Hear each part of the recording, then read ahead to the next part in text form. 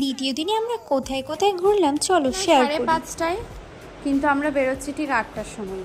সাজতে সাজতে আমাদের সময় চলে গেছে। আর দিয়া রেডি, এখানে স্মৃতি রেডি হয়ে গেছে, কিন্তু এখনো ঘুমে ঢুলু করছে।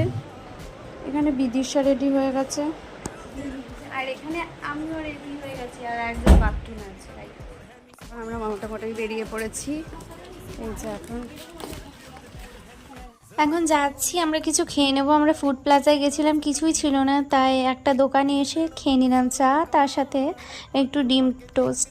মোটামুটি অনেক দোকানই বন্ধ ছিল, সেই কারণে এখানে এসে খেয়ে দিল। তারপর আমরা টোটো করে চলে এলাম দীঘা গেটের কাছে। এবার একটা টুইস্ট আছে, মানে আমাদের লাইফের এই প্রথম নতুন রকম কিছু এক্সপিরিয়েন্স চলো শেয়ার করি।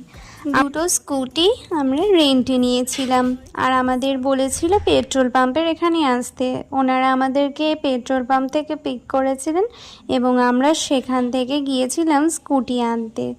তো ওখানে সমস্ত লেখালেখি কাগজপত্র সমস্তটা রেডি করার পর, পেমেন্ট করার পরে আমাদেরকে ওনারা এত দূর অবধি এগিয়েও গেলেন। বেশ ভালো ব্যবহার, আর ওনারা খুব ভালো মানুষও ছিলেন।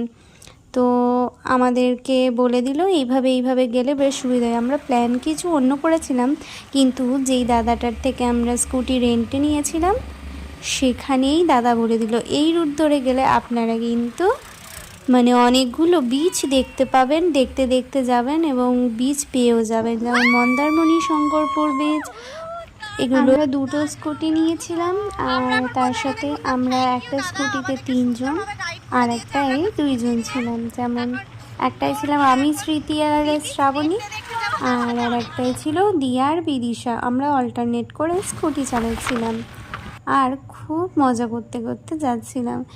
এই হচ্ছে আমরা প্রথমে গেছিলাম শঙ্করপুর বিচে। আর হ্যাঁ, আমাদের সময় ছিল 8 ঘন্টা।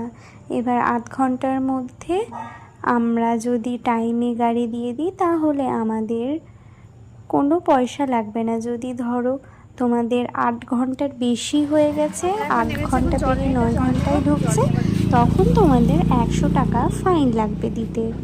তো আমরা একটু রেস্ট করলাম, এখানে একটু আগে জল খেয়ে নিলাম। এসব করে আমরা